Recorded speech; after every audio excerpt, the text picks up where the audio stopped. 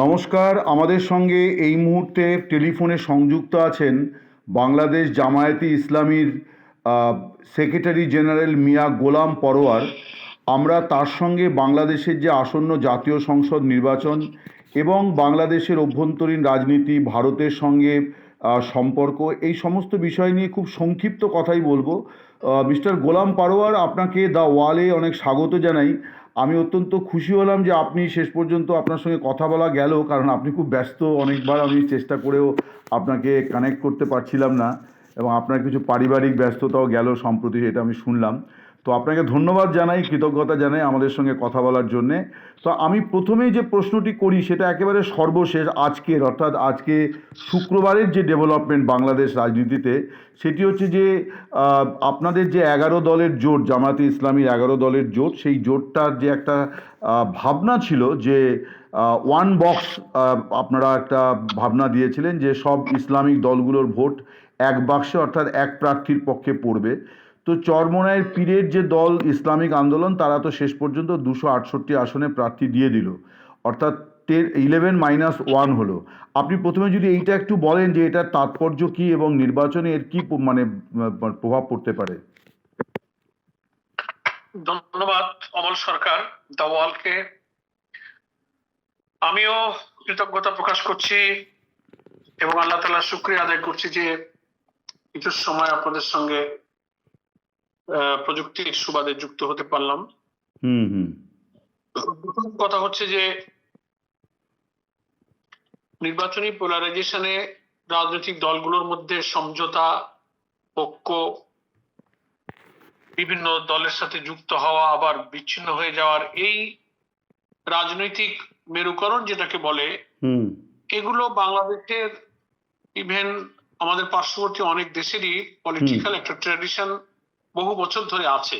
ঠিক ঠিক। তো বাংলাদেশেও সেটা চলছে এবং কালকে 11 দলের পক্ষ থেকে সংবাদ সম্মেলনে প্রার্থীদের দল ভিত্তিক যে সংখ্যা ঘোষণা করা হয়েছে, সেখানে সাংবাদিকদের প্রশ্নোত্তরে বলা হয়েছিল যে যে দলগুলো নিয়ে আমাদের এই 11 দলের প্রথম যাত্রা শুরু হয়েছিল,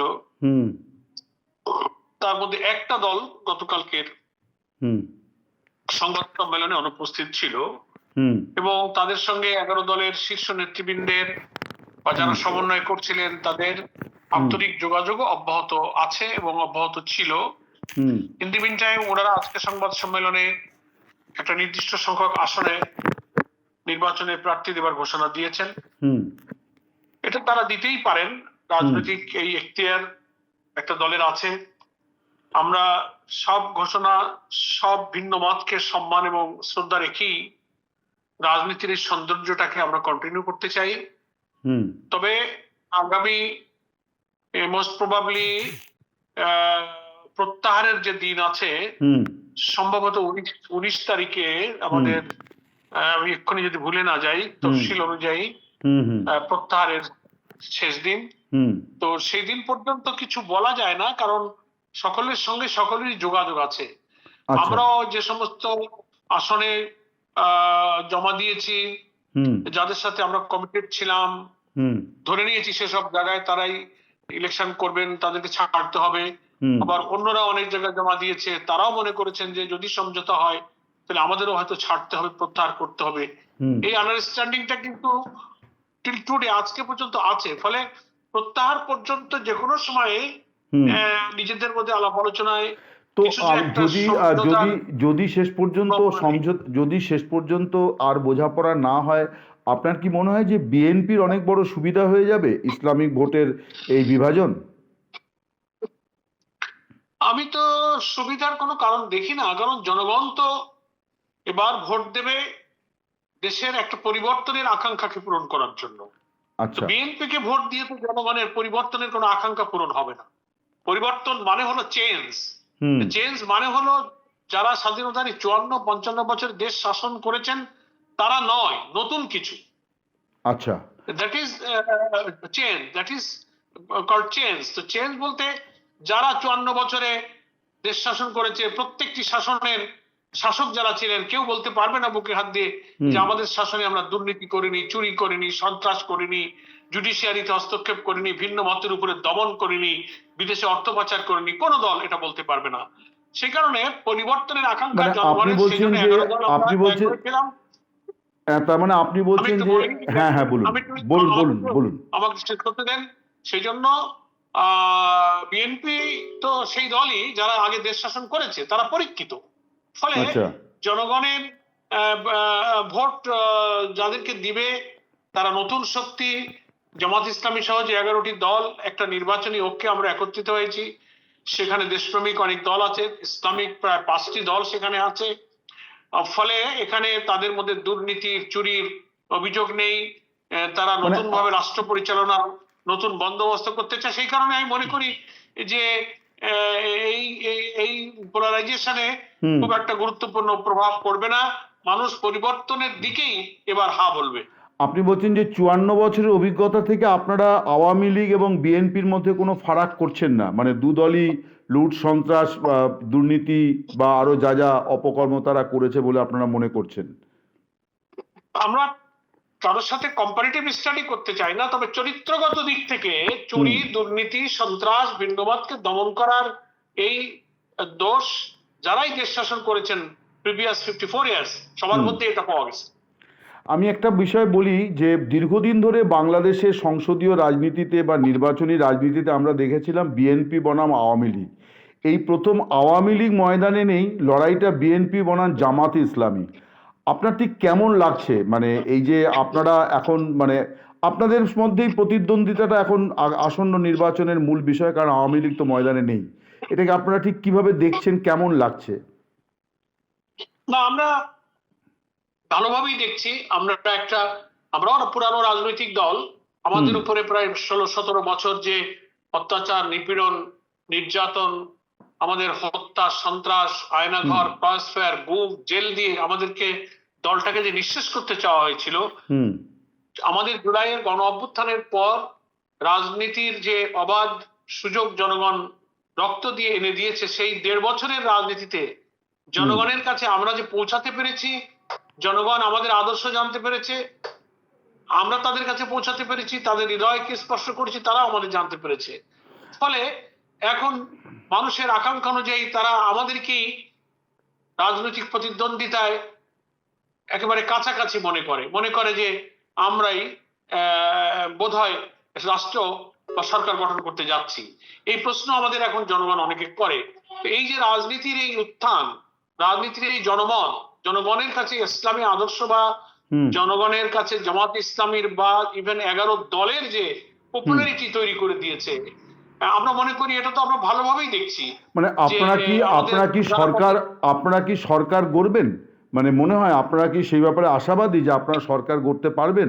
কারণ আপনাদের দলের হ্যাঁ বলুন।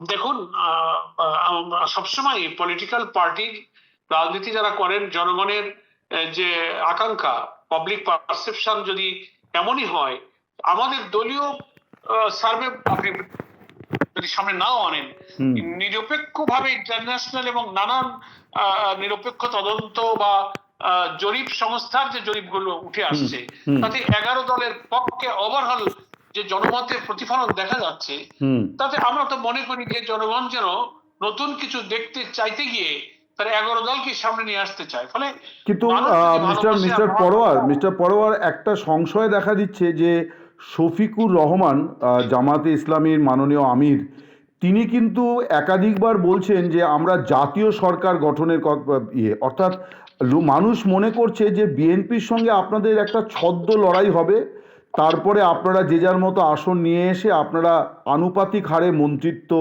এবং সংসদে আপনারা থাকবেন, ফলে একটা বিরোধী শূন্য সরকারি সংসদ হবে, এরকম একটা আশঙ্কা বা ভাবনার কথা কিন্তু মানুষ বলছে। বলুন, আমার আগের কথাটা প্লিজ একটু শেষ করতে দেন, আমি তাহলে আপনার সেকেন্ড প্রশ্নের অ্যান্সারে যাচ্ছি। প্রথম কথা আমি শেষ করতে চেয়েছিলাম এই কথা বলে যে যদি জনগণ আমাদেরকে ভালোবাসে দেন, তাহলে তো আমরা সরকার গঠন করবো ইনশাআল্লাহ। মানুষের আশা আকাঙ্ক্ষাটা এরকম।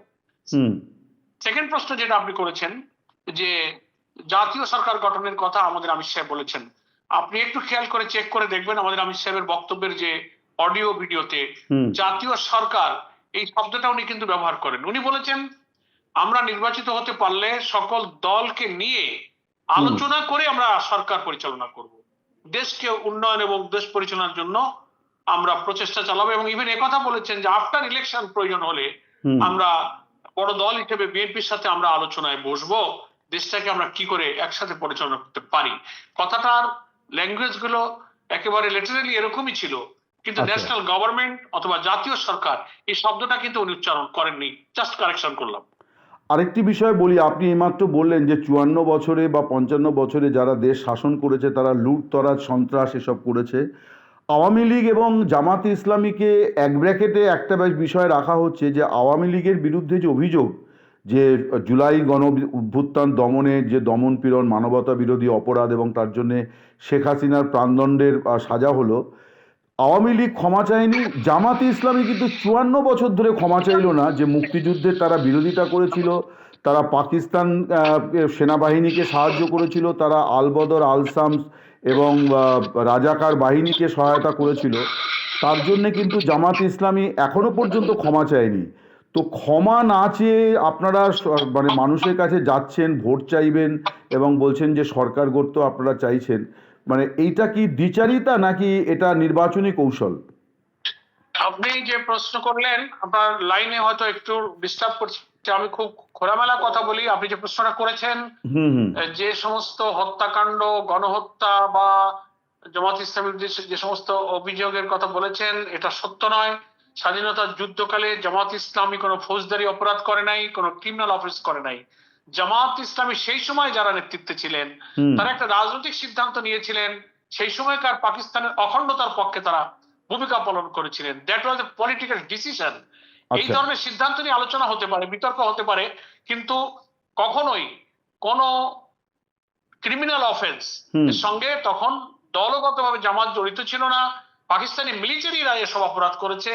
যে সমস্ত বাহিনী গঠিত হয়েছিল তারা সরকারি মদদে, সরকারের তারা রেশন বেতন পেতেন, অস্ত্র পেতেন, এগুলো সরকারের বাহিনী ছিল, এটা কোনো দলের বাহিনী ছিল না। এটা পলিটিক্যাল ব্যাড ইন্টেনশনে রাজনৈতিক প্রতিপক্ষ হিসেবে এটা আওয়ামী লীগ এই কথা ব্যবহার করেছে। আবার তাদের রাজনীতিতে যখন জামাত ইসলামীকে সাথে নিয়েছে তখন আবার তারা এইসব অভিযোগ করেনি। আবার বিএনপিও কখনো তাদের পলিটিক্যাল কোন প্রয়োজনে যখন ঐক্য করেছে তারা তখন মুখ বন্ধ। আবার যখন ওই আমরা বলি সাথে থাকলে সঙ্গী আর সরে গেলে জঙ্গি, এটা রাজনৈতিক কারণে এই কথাটাকে, এই ন্যারেটিভটা তারা তৈরি করেছে। কিন্তু কখনোই আমাদের এত বছর পরে সেই সময় একটা হত্যাকাণ্ড, একটা অপরাধের কোনো মামলা কোনো কোথাও থানায় ছিল না। সাজানো বানানো মিথ্যা মামলা দিয়ে ওয়ার ক্রাইমিনাল ট্রিব্যুনাল অ্যাক্ট 1973 দিয়ে সেই সমস্ত আইনকে পরিবর্তন করে রাজনৈতিক উদ্দেশ্যে এটা বানানো হয়েছিল। শেখ মুজিবুর রহমান, যাকে বাংলাদেশের স্বাধীনতার স্থপতি বলা হয়, তার জীবদ্দশায় তিনি এটাকে মীমাংসা করে গিয়েছেন। কোনো প্রমাণ হয়নি যে এইসব মানে যুদ্ধ অপরাধের সাথে কোনো সিভিল পার্সন জড়িত ছিল। জামাত যুদ্ধ করেছে তো সেনাবাহিনী, জামাত তো একটা বেসামরিক রাজনৈতিক সংগঠন ছিল। জামাতের নেতৃবৃন্দ তারা সিভিল এবং বেসামরিক মানুষ ছিলেন। যুদ্ধ অপরাধ তো তারাই করে যারা যুদ্ধ করে, তারা যুদ্ধ অপরাধ করে। ফলে এগুলো রাজনৈতিক একটা ব্যাড ইন্টেনশন এটা করা হয়। মিস্টার পরোয়ার, আপনি খুব গুছিয়ে কথা বলেন, আমি তার জন্য আপনাকে প্রশংসাই করছি। আপনি খুব স্পষ্ট কথা বললেন।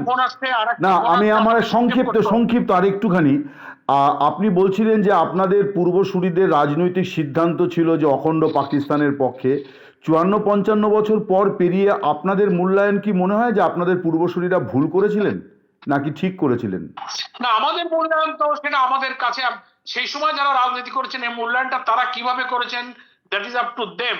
তবে ইতিহাস বলেছে যে বাংলাদেশে ভারতের আগ্রাসনের ভয়ে এবং ভারত বাংলাদেশের উপরে যে রাজনৈতিক, সাংস্কৃতিক এবং মিলিটারি, তারপরে আপনি বর্ডার কিলিং, আমাদের পানি, আমাদের ট্রেড ব্যালেন্স, নানান ইস্যুতে তাদের এই 54 বছরের হস্তক্ষেপ এটা প্রমাণ করে যে তারা আমাদের বাংলাদেশের আসলে ন্যায্যতা এবং সমতার ভিত্তিতে যে বন্ধুত্ব, যেটা সারা দুনিয়া আন্তর্জাতিক নীতি, এটা তারা করেননি। এখানে একটা বিগ ব্রাদারলি অ্যাটিটিউড করে তারা প্র্যাকটিক্যালি আমাদেরকে একটা আধিপত্যবাদী চরিত্র দিয়ে শাসন করতে চেয়েছে। ফলে যে আশঙ্কার কারণে ওই সময় জামাত নেতৃবৃন্দ মনে করেছিলেন যে ভারতীয় আগ্রাসন আমাদেরকে পেয়ে বসবে, এই স্বাধীনতা সুরক্ষা হবে না, এই স্বাধীনতা প্রকৃত রাজনীতি অর্থনীতি মুক্তি আনবে না।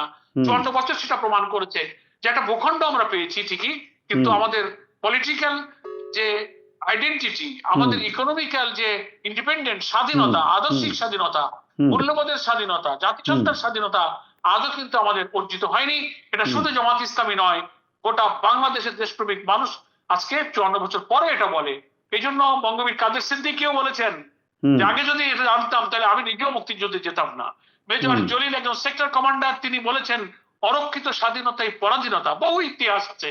ফলে সেই সময়কার ভূমিকা নিয়ে এখন অনেকে নানান ভাবে তারা ব্যাখ্যা করেন, আমরা অফিসিয়ালি সেটা বলি না, কিন্তু বাস্তবতা বলে দিচ্ছে যে সেই সময় নেতৃবৃন্দ তারা যে আশঙ্কা করেছিলেন সে আশঙ্কাটা তো 54 বছরেই প্রমাণ দিয়েছে, জনগণ তো সেটা বলছে।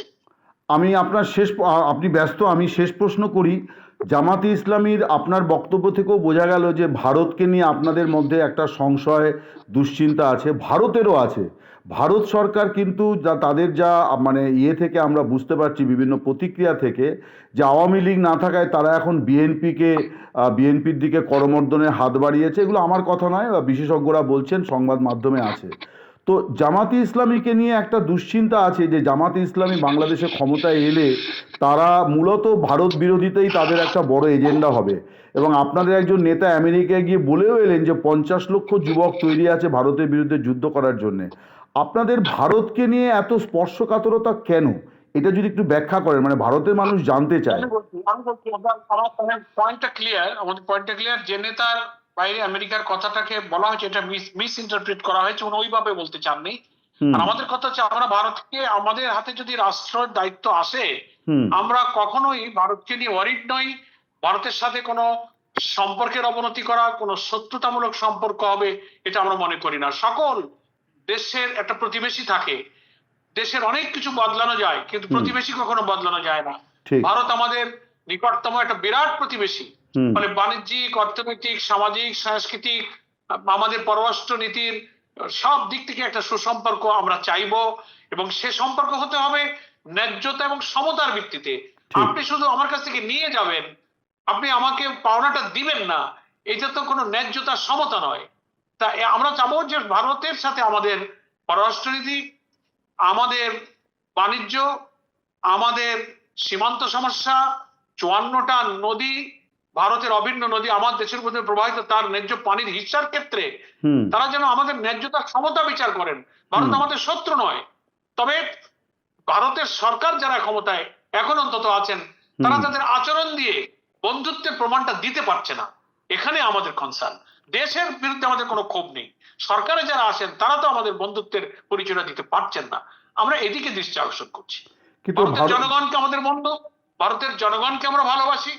এখানে রাষ্ট্র যারা শাসন করেন তারা প্রচন্ড প্রতিহিংসার বশবর্তী হয়ে আমাদেরকে সীমান্তে হত্যা করবেন, আমাদের বর্ষাকালে ভাসিয়ে দেবেন, আমাদের শুকনা মৌসুমে পানি টেনে মারবেন বাদ দিয়ে, আমাদের সীমান্ত হত্যা করবেন, এ ব্যাপারে প্রতিবাদ করা যাবে না, তার কোনো ব্যবস্থা বিধি আজ স্বাধীনতার পরে হলো না। আমরা এই কথাগুলো অ্যাড্রেস করতে চাই। এখানে যদি ঠিকঠাক হয়ে যায় তো আলহামদুলিল্লাহ, আমাদের জানলা দরজা বন্ধ করে যে আমরা রাষ্ট্র চালাতে পারবো না, সবাইকে নিয়ে আমরা দেশ চালাবো, কিন্তু সেটা হতে হবে ফ্রেন্ডলি, ইকুইটি এবং সম্মানের ভিত্তিতে, সমতার ভিত্তিতে। এখানে যে ধারণাটি আছে যে জামাতে ইসলামী এলে পরে আবার সে আগের মতো জঙ্গি শিবির জাগ্রত হবে, ভারত বিরোধী জিগির, যেটা সম্প্রতিকালে এই অন্তর্বর্তী সরকারের সময়তেও খুব শোনা গেল, এবং ফাইনালি সম্পর্কটা অত্যন্ত তলানিতে এসে ঠেকেছে। তো এইটা নিয়ে জামাতকে নিয়ে কথা কমলবাবু, সরকার, আমি সময় সংক্ষেপ আমি বলি, এই যে ক্ষমতায় এলে জঙ্গি জিকির হবে, এ হবে, সে হবে, এই শব্দ বাক্যগুলো হচ্ছে আওয়ামী ন্যারেটিভ। জামাত কখনো জঙ্গি নয়, জামাত সবসময় নিয়মতান্ত্রিক ভাবে, রাজনৈতিক ভাবে, সাংবিধানিক ভাবে, শান্তিপূর্ণ ভাবে ক্ষমতা পরিবর্তনে বিশ্বাসী এবং নির্বাচনমুখী একটি নিবন্ধিত রাজনৈতিক দল। আওয়ামী লীগ তার স্বার্থে তাদেরকে ইচ্ছা করে ন্যারেটিভ তৈরি করে জঙ্গি ট্যাগ লাগিয়ে মানুষের কাছে এটাকে চিত্রিত করতে চেয়েছে। জামাত এবং ইসলামী ছাত্র শিবির বলেন, যাদেরকে আপনি বিন করতে চান তারা নিয়মতান্ত্রিক রাজনৈতিক পরিবর্তনে বিশ্বাসী। একটা চরমপন্থার যে শক্তি, এটাকে সবসময় ইসলাম ঘৃণা করে, আমরা ঘৃণা করি। ইসলাম কখনো চরমপন্থাকে, এক্সট্রিমিজমকে ইসলাম কখনো পছন্দ করে না। আমাদের দলীয় গঠনতন্ত্রে আমরা বলেছি আমাদের সমাজ পরিবর্তন, রাজনৈতিক পরিবর্তনের পন্থাই হচ্ছে নিয়মতান্ত্রিক, কোনো হটকারিতা নয়, কোনো সহিংসতা নয়। জনগণের সমর্থনের মধ্য দিয়ে সরকার পরিবর্তনে আমরা বিশ্বাসী। কিন্তু ইসলামী আদর্শের বিরোধী একটি আন্তর্জাতিক চক্র ইসলামকে পজিটিভলি মোকাবেলা করতে ব্যর্থ হয়ে তারা এইসব ন্যারেটিভ তৈরি করে ইসলামের বিরুদ্ধে দাঁড় করিয়েছে। একটা শেষ প্রশ্ন 1991 সালে জামাত সবচেয়ে বেশি আসন পেয়েছিল 18টি। 2008-এর নির্বাচনে সেটা কমে যায়, আবার 2003-এর নির্বাচনে আপনারা অনেক আসন পেয়েছিলেন, 17টার মতো 2001-এর নির্বাচনে, সরি। তো আমি বলতে চাইছি যে আপনারা এবারের নির্বাচনে অনেক আসন পাবেন বলে প্রত্যাশা করছেন, সরকার গঠনের মতো জায়গায় যাবেন প্রত্যাশা করছেন। আপনাদেরও অনেকবার নিষিদ্ধ করা হয়েছিল, আর এবারে আওয়ামী লীগ নির্বাচনে নেই। এই নির্বাচনী ফলাফলে হয় আপনারা জিতবেন, নয় বিএনপি জিতবে। সেটা কতটা গৌরবের হবে যে একটা বৃহত্তম রাজনৈতিক দল ময়দানে নেই, আপনারা নির্বাচন করছেন। আওয়ামী লীগকে যে নিষিদ্ধ বা কার্যক্রম নিষিদ্ধ এবং নির্বাচনে অংশ নিতে দেওয়া হলো না, এই বিষয়টি আপনি যদি একটু অনুগ্রহ করে ব্যাখ্যা করেন, জামাতে ইসলামীর বয়ানটা একটু শুনতে চাই। এখানে তো গৌরব, সম্মান, মান অপমানের কিছু নেই। নির্বাচন তো একটা দেশে আইনের ভিত্তিতে হয়। সেই আইনে যারা নির্বাচনের যোগ্য তারাই নির্বাচন করবেন। তার মধ্যে কেউ বিজয়ী হবে, কেউ পরাজিত হবে, কেউ বিরোধী দলে থাকবেন, কেউ অপোজিশনে যাবেন, কেউ ট্রেজারি বেঁচে যাবেন। এটা রুল। আইনে সবাই তো, সব দল সবসময় নির্বাচনের যোগ্য হয় না। সেজন্য এটার সাথে গৌরব থাকা না থাকার কোনো রিলেশন আছে বলে আমরা মনে করি। আপনাদেরও তো মানে নিষিদ্ধ ঘোষণা করা হয়েছিল, আপনার সর্বশেষ বয়ান অনুযায়ী তো তাহলে আওয়ামী লীগের সিদ্ধান্তকেও তাহলে মানে বলতে হয়, সেও তো একটা আইনের আধারেই আপনাদেরকে নিষিদ্ধ করেছিল। তারা তো এটা অন্যায় করেছিল, আমরা কোর্টে চ্যালেঞ্জ করেছি। কেউ যদি নিষিদ্ধ হয়ে তার উপরে অবিচারের প্রশ্ন আদালতে নিতে চায়, আইনি লড়াই করার সুযোগ তো সবার আছে। আমরা তো আইনের মাধ্যমে, আমাদের দল নিষিদ্ধ করা হয়েছিল, রেজিস্ট্রেশন বাতিল করা হয়েছিল, আমরা তো কারো করুণায় এটা ফিরে পাইনি, কোন সরকার আমাদেরকে ফিরিয়ে দেয়নি। আমরা আদালতে আবেদন করে, মামলার শুনানি করে আমাদের নিবন্ধনকে আমরা ফিরে পেয়েছি। ফলে অবিচার যদি কেউ মনে করে তো হি মে গো টু কোর্ট।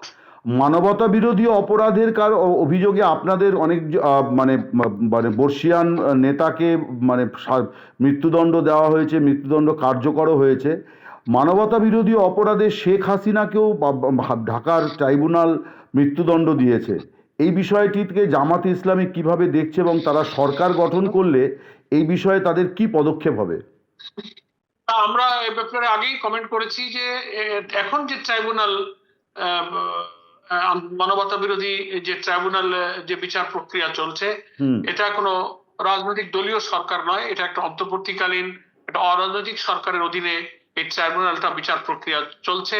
এবং আমরা যতটা দেখতে পাচ্ছি এই বিচার প্রক্রিয়ায় কোনো গোপনীয়তা নেই, প্রকাশ্যে স্বচ্ছতার সাথে প্রয়োজনে আদালত কক্ষে একবারে ওপেন টেলিকাস্ট করে, লাইভ প্রচার করে, সাক্ষ্য সহ, চার্জ ফ্রেম সহ যাবতীয় কার্যক্রম হচ্ছে। এখানে সাক্ষী বাদী কারোর উপরে কোনো জোর জুলুম করা হচ্ছে না, যেটা আমাদের নেতৃবৃন্দের বিচারের ক্ষেত্রে আদালত চত্বর থেকে সাক্ষীকে গুম করে ইন্ডিয়ায় নিয়ে চলে যাওয়া হয়েছে। তারপরে বিদেশ থেকে জাজমেন্ট লিখে স্কাইপে কেলেঙ্কারি হয়েছে। কত ডকুমেন্টস আর শুনবেন, সাজানো বানানো, বিচারক বানানো সাজানো, এজাহার বানানো, সাক্ষী বানানো, রায় বানানো, এর হাজারো প্রমাণ আসার কারণেই তো আন্তর্জাতিক মানে বিচার হয়নি বলে বিচারটা দুনিয়াতে প্রশ্নবিদ্ধ। এবং কোন কোন জাজমেন্টে ব্রিটিশ হাইকোর্টে বলা হয়েছে যে জেনোসাইড অফ জাস্টিস। ফলে সেই বিচার আর এখনকার বিচারের মধ্যে অনেক তফাৎ।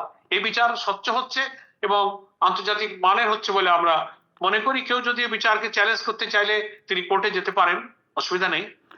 সংখ্যালঘুদের নিয়ে একটা উৎকণ্ঠা আছে, সেটা জামাত এবং বিএনপি উভয় দলকে নিয়ে আছে। আমরা দেখছি যে আপনারা হিন্দু সম্মেলন করলেন, এবারে একজন হিন্দু ব্যক্তিকে আপনারা প্রার্থীও করেছেন এবং তিনি আপনার আসনের প্রতিবেশী এবং আপনি তার নেতা, তিনি মানে সাক্ষাৎকারে বলেছেন। তো এই বিষয়টা, কারণ এটা নিয়েও একটা উৎকণ্ঠা আমরা দেখছি যে গত 45 দিনে প্রায় 15-16 জন মানে সংখ্যালঘু মানুষ খুন হয়ে গেলেন বাংলাদেশে।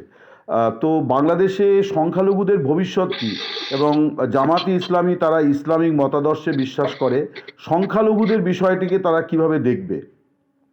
আমরা তো সংখ্যালঘুদের অধিকার সংরক্ষণের জন্যই তো জামাত ইসলামী ভিন্ন ধর্মাবলম্বীদেরকে ইসলাম যে অধিকার দিয়েছে, নাগরিক অধিকার, সাংবিধানিক অধিকার, মানবিক অধিকার, ধর্মীয় অধিকারের নিশ্চয়তা যে ইসলাম দেয়, এটারই প্রমাণ যে একজন হিন্দুকে আমরা আমাদের দলের সংসদ সদস্য পদে প্রার্থী করেছি, যে তারা তার কমিউনিটিকে পার্লামেন্টে রিপ্রেজেন্ট করতে পারে। এই অপপ্রচারটা ছিল, এবং এটা জামাতের বিরুদ্ধে অপপ্রচার। ইসলাম যে অন্যদের ধর্মের অধিকার দিয়েছে, এটা দিয়েই আমরা এটা প্রমাণ করতে চাই। আমার নির্বাচনী এলাকাতেও হিন্দু কমিউনিটির লোকেরা জামাতের সাথে আছে, তারা আমার নির্বাচনী প্রতীক দাঁড়িপাল্লার জন্য কাজ করছেন। তারা এতদিন যাদের দ্বারা শাসিত হয়েছেন, যাদের তারা ভোট দিয়েছেন, তাদের দ্বারা তারা ডিপ্রাইভড হয়েছেন, তারা মনে করেন যে অপেক্ষাকৃত জামাতের নেতৃত্বের কাছে তারা সবচেয়ে নিরাপদ এবং সেফ, এবং রাষ্ট্রের দায়িত্ব আমাদের পরে আসলে আমাদের ভিন্ন ধর্মের লোকেরা আমাদের কাছে অপেক্ষাকৃত সবচেয়ে নিরাপদ থাকবে। এটাই ইসলামের বিউটি। আর যা কিছু উল্টা বলা হয়েছে সেটা একটা অপপ্রচার। না, আমাদের অনেক সময় চলে গেল। আপনাকে অনেক অনেক ধন্যবাদ এবং কৃতজ্ঞতা জানাই। আপনি অনেক ভালো ধন্যবাদ। থাকুন। বাংলাদেশের মঙ্গল হোক। নমস্কার।